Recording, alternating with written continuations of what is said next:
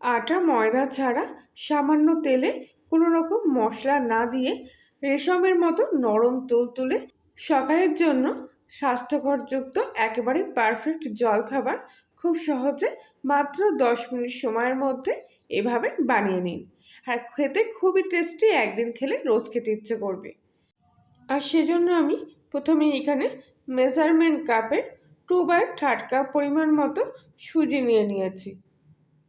সুজির দানাটা এখানে কিন্তু ভীষণই মোটা, সেজন্যে মিক্সিং জারের মধ্যে দিয়ে সুজিটা প্রথমে আমি শুকনো অবস্থায় গুঁড়ো করে নেব। সুজিটা একদম মিহি করে কিন্তু এখানে আমি গুঁড়ো করে নিয়েছি। একটু সময় নিয়ে বেশিক্ষণ ধরে ভালো করে গুঁড়ো করে নেবেন, যাতে সুজিটা এরকম একদম মিহিভাবে গুঁড়ো হয়ে যায়। এবারে গুঁড়ো করা সুজিটা আমি একটা অন্য পাত্রের মধ্যে ঢেলে নিচ্ছি। এবারে এর মধ্যে দিয়ে দেবো আমি ওই কাপেরই 1 কাপ পরিমাণ মতো জল। যে কাপ মেপে সুজি নিয়েছিলেন সেই কাপ মেপে কিন্তু 1 কাপ পরিমাণ মতো জল দিয়ে প্রথমে ভালো করে সুজির সাথে জলটা মিশিয়ে নিতে হবে। কিছুক্ষণ মেশানোর পরে দেখবেন এরকম ঘন একটা ব্যাটার তৈরি হয়েছে। সেজন্যে আমি আবারও 1/2 কাপ পরিমাণ জল এর মধ্যে দিয়ে দিলাম। মানে প্রথম অবস্থায় 1 কাপ সুজিতে 1.5 কাপ পরিমাণ মতো জল কিন্তু এখানে দিতে হবে। খুব ভালো করে আবার মিশ্রণটা একসঙ্গে মিশিয়ে নিয়ে এবারে কিছুক্ষণের জন্য এই ব্যাটারটা আমি রেস্টে রেখে দেবো, কেননা সুজি কিন্তু ভেজালে পরে একটু ফেঁপে যায়। সেজন্য অবশ্যই সুজি ব্যাটারটা ঢাকা দিয়ে রেস্টে রাখতে হবে। প্রায় 20 মিনিট মতো সুজির এই ব্যাটারটা রেস্টে রেখে দিয়েছিলাম। আর দেখুন সুজিটা বেড়ে গিয়ে ব্যাটারটা কিন্তু আগের চাইতে অনেকটা ঘন হয়ে গেছে, আর সুজিটাও কিন্তু একদম নরম হয়ে গেছে। সেই জন্য অবশ্যই একটু ভিজে কিছুক্ষণের জন্য রেস্টে রাখতে হবে। এবারে আমি এই ব্যাটারটা এখান থেকে সরিয়ে রাখবো, আর একটা অন্য পাত্র আমি এর মধ্যে নিয়ে নিলাম, আর তার উপরে একটা ছাঁকনি নিয়ে নিলাম।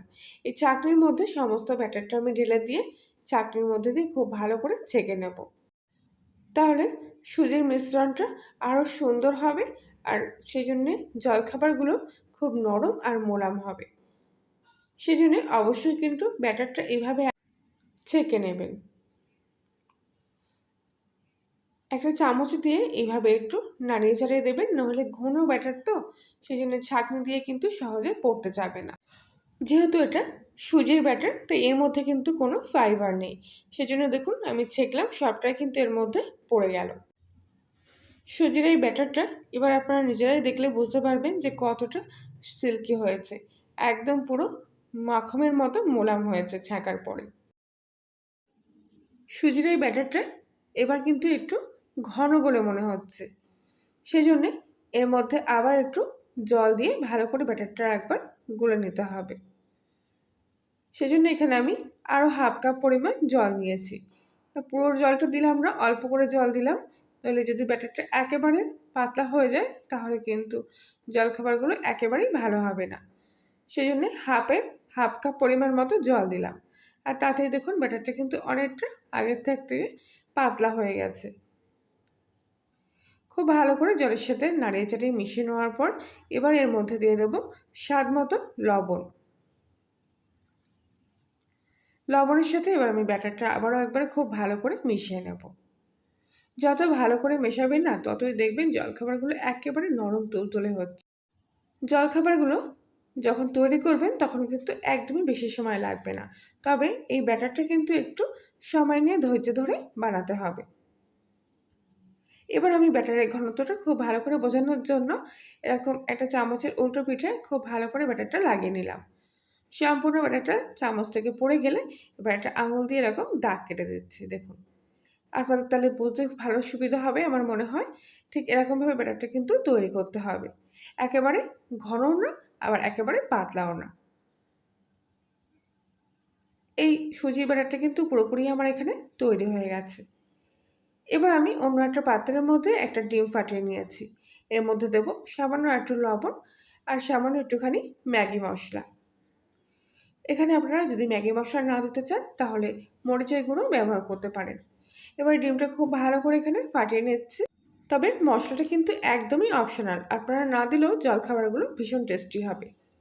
এবারে আমি একটা প্যান খুব ভালোভাবে গরম করে নিয়েছি। এবারে একটা ব্রাশের মধ্যে সামান্য কিছুটা তেল নিয়ে খুব ভালো করে প্যানের উপরে লাগিয়ে নিলাম। এবারে আগে থেকে যে সুজি ব্যাটারটা ছিল সেই ব্যাটারটা 2 চামচ মতো এর মধ্যে দিয়ে দিলাম। খুব ভালো করে প্যানের মধ্যে এইভাবে পাতিয়ে নিলাম সম্পূর্ণ ব্যাটারটা। ঠিক এরকম পাতলা করে পাতিয়ে নেবেন, বেশি মোটা করবেন না। আর গ্যাসের ফ্লেমটা কিন্তু এই সময় একদম সিম আঁচে দিয়ে এগুলো তৈরি করবেন। কয়েক মিনিটের মধ্যেই দেখবেন এই রুটিটার উপরে কিন্তু এরকম শুকনো একটা ভাব চলে আসবে। ওপর থেকে এরকম কিছুটা অংশ শুকিয়ে গেলেই এর ওপর থেকে আগে থেকে যে ডিমের মিশ্রণ তৈরি করে রেখেছিলাম সেই ডিমের গুঁড়াটা এর মধ্যে দিয়ে দেব। ব্রাশ দিয়ে খুব ভালো করে এই রুটির ওপরে ডিমের গুঁড়াটা পাতিয়ে নিচ্ছি। ডিমের পরিমাণটা আপনারা কম কিংবা বেশি দিতে পারেন, সেটা আপনাদের পছন্দ মতো। তবে সামান্য একটু দিলেই কিন্তু খুব সুন্দর হয় দেখতে, আর খেতেও দারুণ টেস্টি লাগে।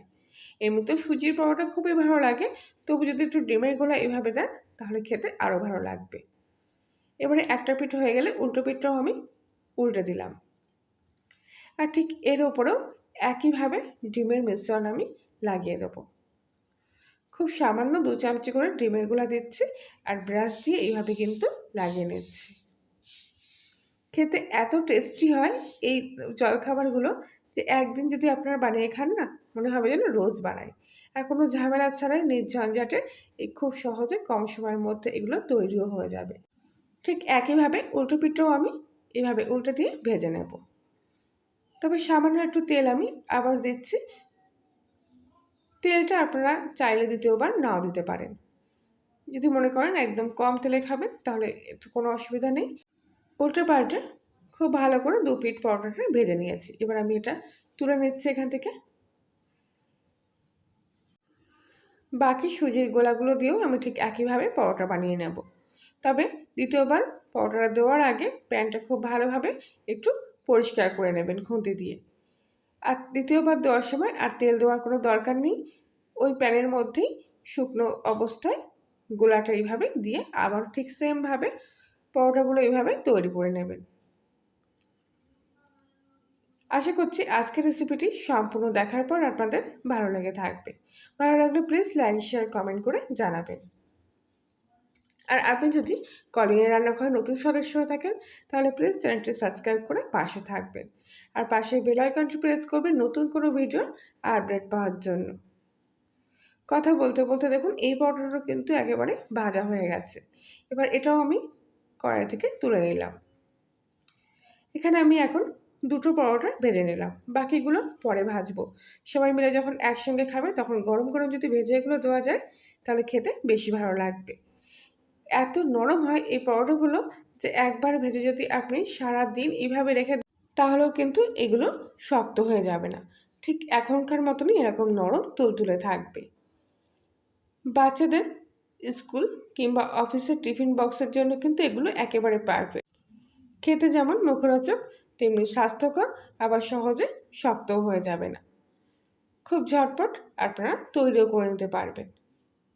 আর দেখুন কত সুন্দর নরম হয়েছে, মুখে দিলেই পুরো মিলিয়ে যাবে এই পরোটাগুলো। তাহলে বন্ধুরা আজকের রেসিপিটি এই পর্যন্তই। সবাই ভালো থাকবেন, সুস্থ থাকবেন।